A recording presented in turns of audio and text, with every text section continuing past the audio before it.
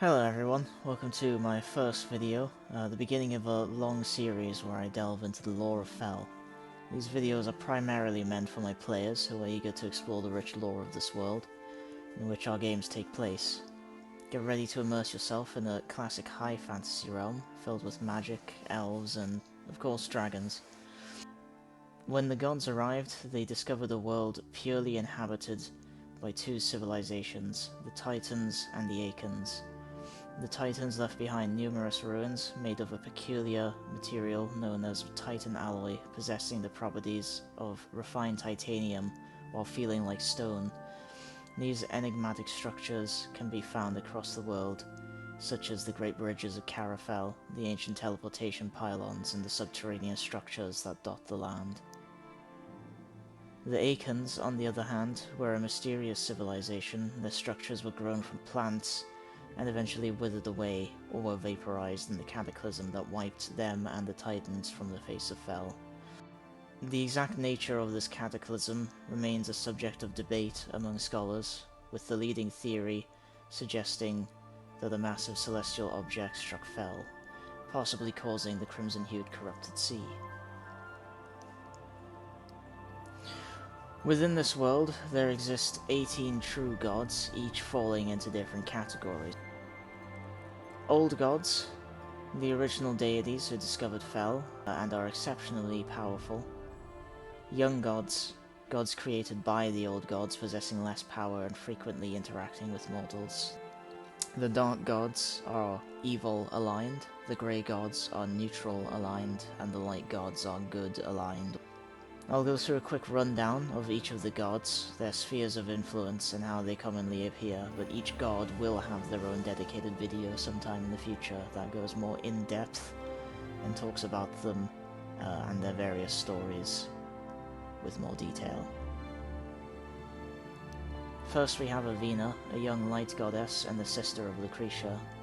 Aveena's sphere of influence revolves around beasts, hunters, the natural cycle of predator and prey, and the creator of stars and light. She bestows the gift or curse, as some perceive it, of lycanthropy, and bless the floating islands of North Gavafel, which are now known as Athara, her holy land.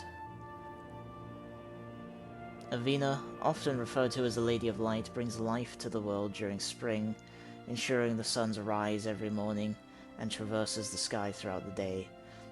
She manifests as a blonde elven woman with golden eyes, wolf hind paws, and large angelic white wings. Alternatively, she appears as a pure white wolf with angelic wings. Aveena's followers make New Year's resolutions, upholding the virtue of keeping one's oaths as an act of faith and self-improvement. Her domain, the hunting grounds, is a beautiful winter valley with open plains, mountains, lush winter forests, and flower meadows. Her champions, known as Aveena's Chosen, were once mortal werewolves who performed great feats in her name, and were rewarded by losing their bloodlust and gaining angelic wings and great magic. Another intriguing deity is Afightus. A young light god and sibling to Bibanidus, Afightus embodies mischief, pranks, and illusions, encouraging their followers to partake in harmless tricks and mischievous acts.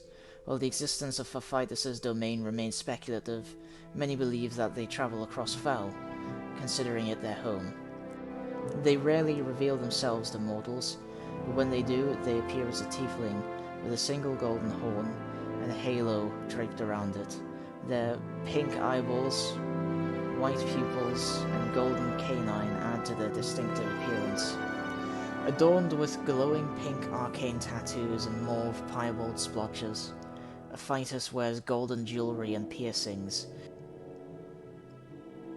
It is believed that individuals with pink irises are blessed by Afightus or their brother Bibanidus, highlighting their eccentricity or madness. Afightus' teachings emphasize finding humor, even in the darkest of situations, likening the world to a sea where individuals must reinforce their ship's hull with mirth to avoid sinking. Akar stands apart from the other deities. He is an aberration, unlike the other gods who are celestials. Unlike his divine counterparts, Akar managed to escape from the horrifying realm of Darthara, a dimension teeming with eldritch abominations that even the gods fear. The circumstances surrounding his escape remain shrouded in mystery, but Akar succeeded in convincing the gods to allow him to remain in their realm, albeit under strict conditions.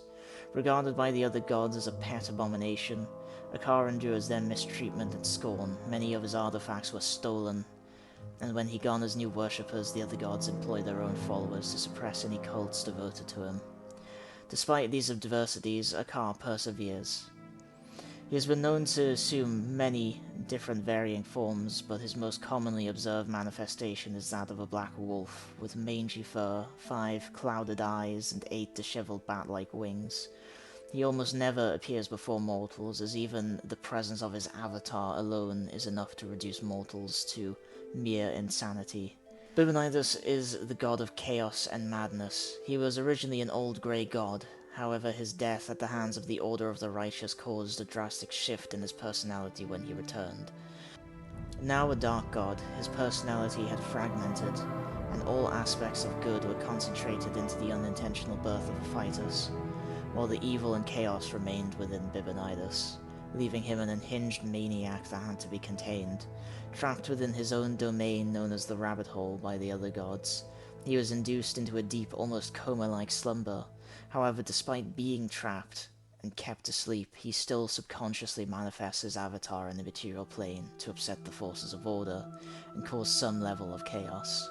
The Rabbit Hole is a wondrous place filled with color and logic not far out of place in a cartoon.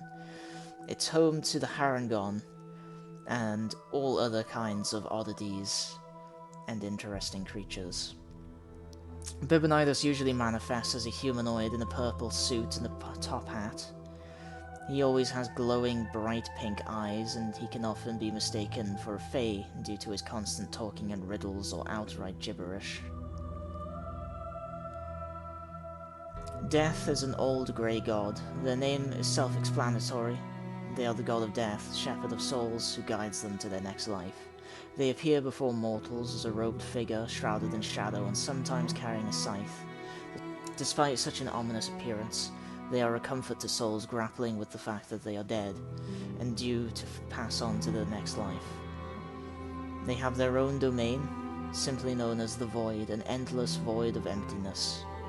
Here, mortal souls pass through after death, and come face to face with death himself. Various cultures across Fel have different ideas of what happens during this meeting. Some believe that death judges your actions in life to decide where your soul goes, while others believe that they simply guide you to your next life, regardless of what you have done in life.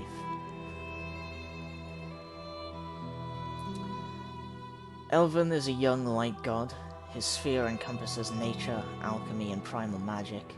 He is one of the 3 gods of magic, and despite being a young god, his power is on par with that of an old god. Elvyn's domain is known as the Elder Grove, or the Feywild, home to fey creatures and elementals. It's an endless, lush jungle full of unique fauna and flora found nowhere else across the plains. Many alchemists travel to this plane to harvest the rare and powerful ingredients here, and the ancient Elven empires even extended their territories into this realm, with the use of their illuvians and similar magical portals.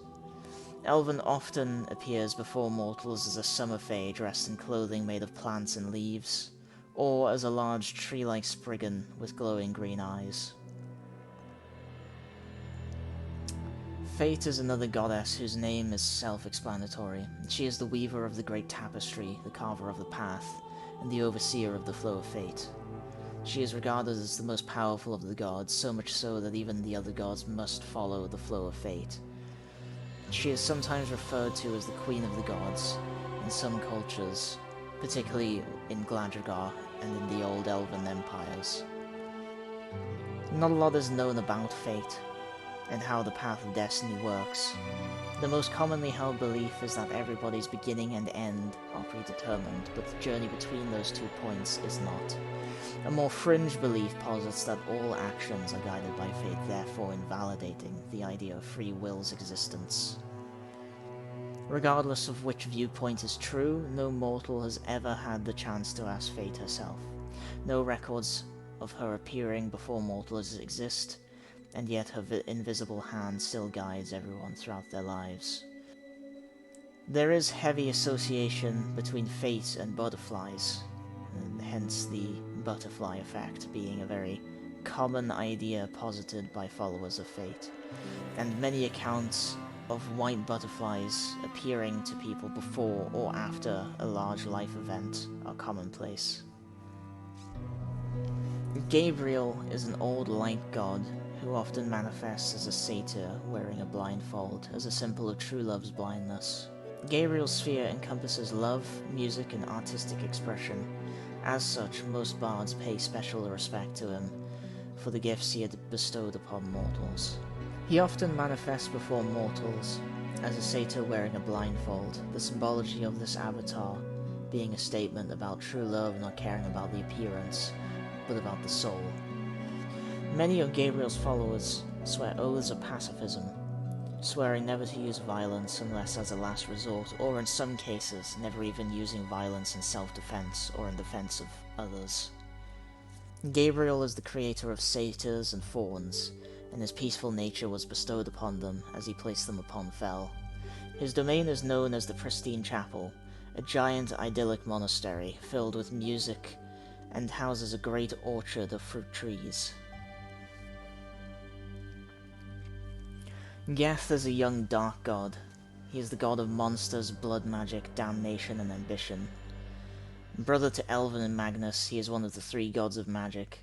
Geth's magic is blood magic, a form of magic that utilizes suffering and life energy to fuel their spells. Geth is the creator of vampires, and competes with Bibanidus, Lucretia, Mayrift, and Seth for control over Limbo, the realm of demons. He's most well known for making dark bargains with mortals, and always finds a way to gain an upper hand in the deal, and he taught this method of bargaining to the demon lords who serve him. He is also the creator of the Catherwin, and many believe he created the many species of cats found across Fel. He often appears before mortals as an attractive humanoid man in a fine suit, although to Catherwin he appears as a black-furred Catherwin.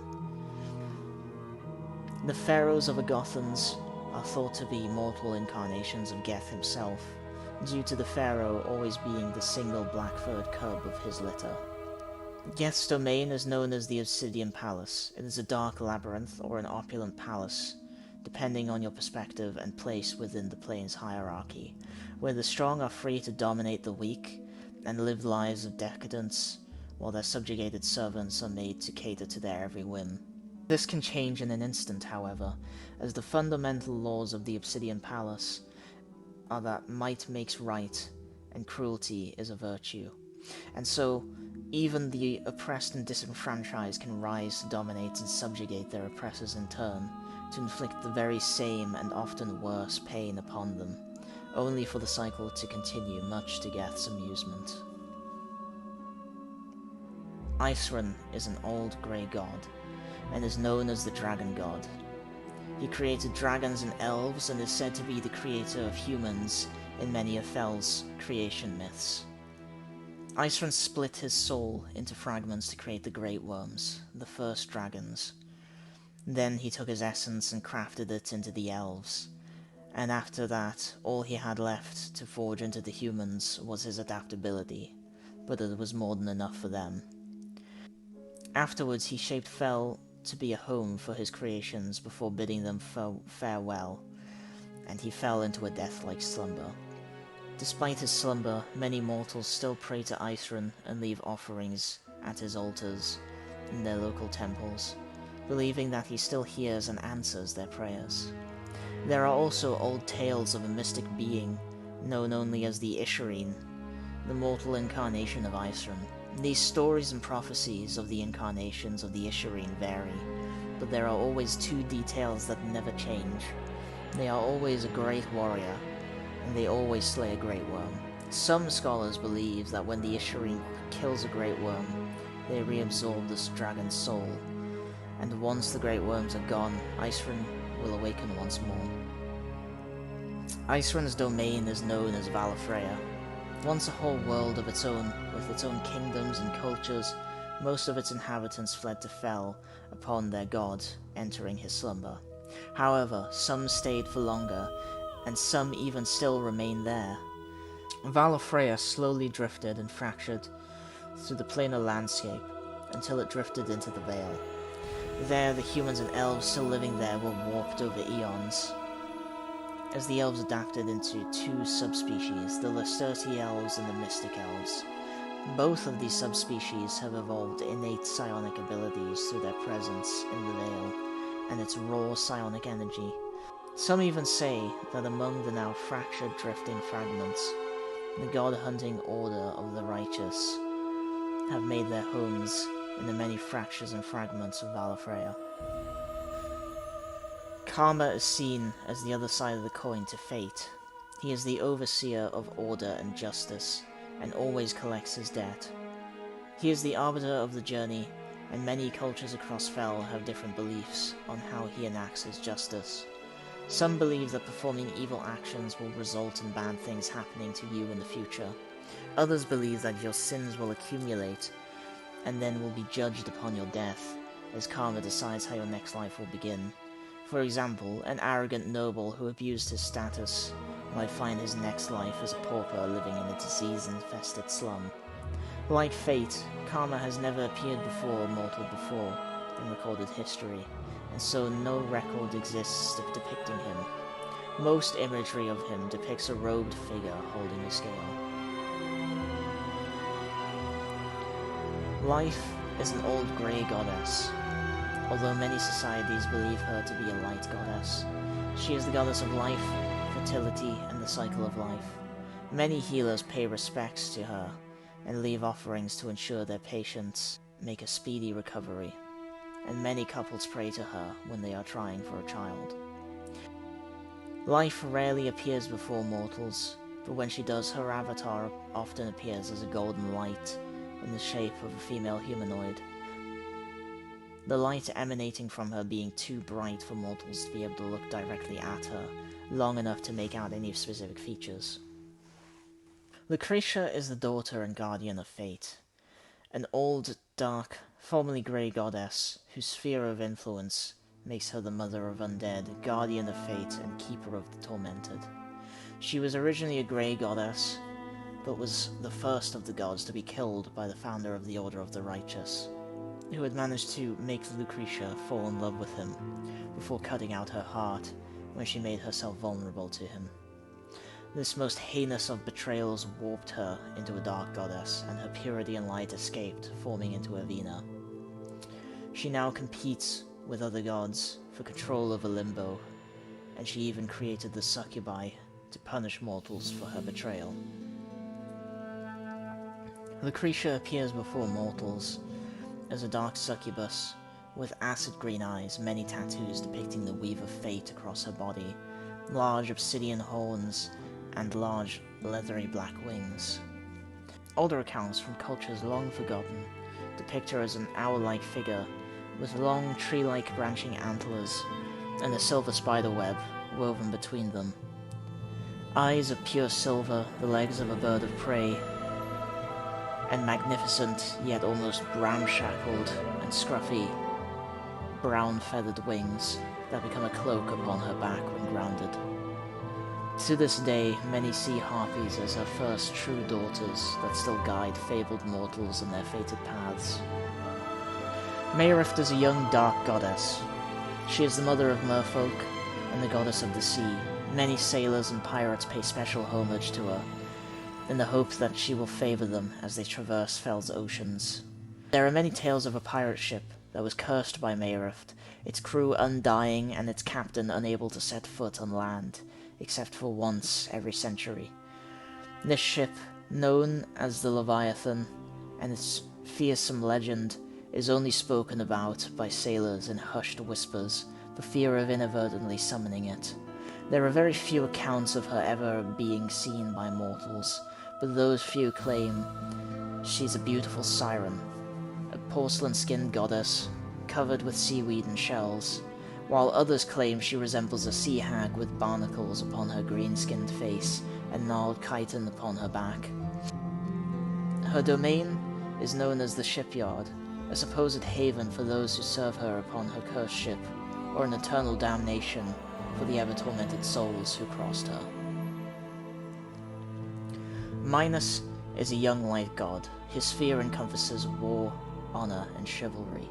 Many paladins reference Magnus in their oaths, and it's believed that he taught mortals the ability to harness their battle rage. Magnus is also the father of giants, with their creation myth positing that Magnus had defeated Geth in a grand battle in the land that would later be known as Ingvild. He planted his sword in the ground upon his victory and let out a thunderous roar of triumph. The dirt and stone displaced by his sword became the hill and stone giants. The blood that spilled from his wounds became the fire giants. The sweat that fell from his body became the frost giants.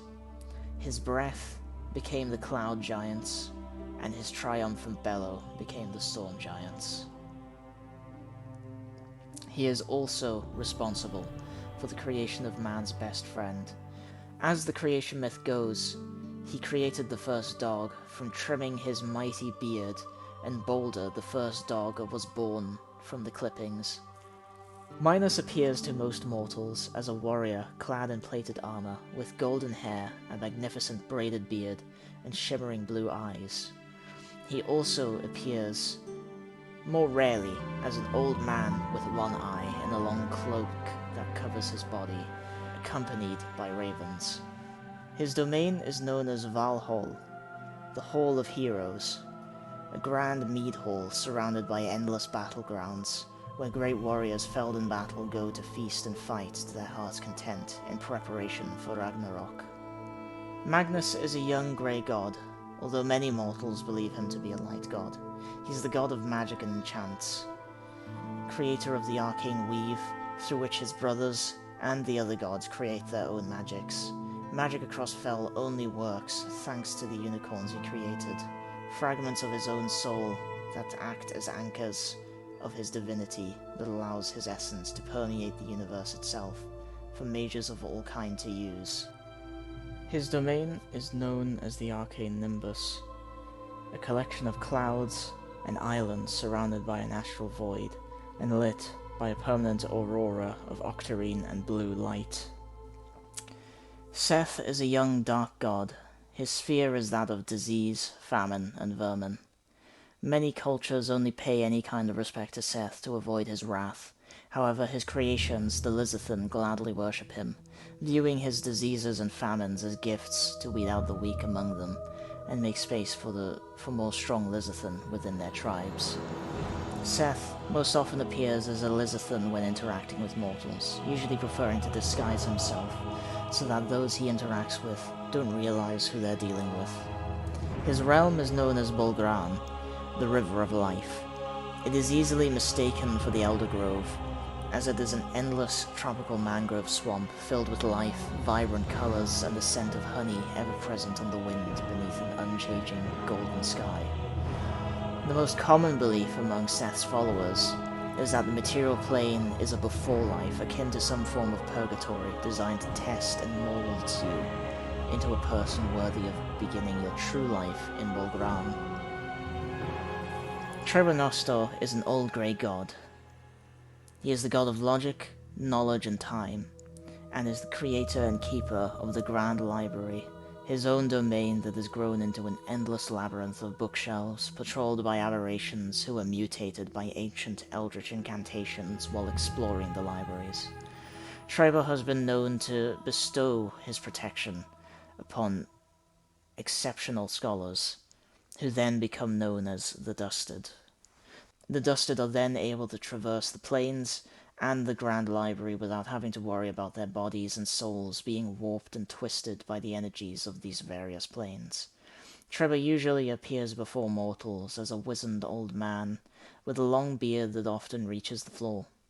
Many mortals who encounter him observe his odd fascination with mice, and it is rumored that angering him will result in the offending mortal being turned into one of these white mice, cursed to scurry around the Grand Library for the rest of eternity.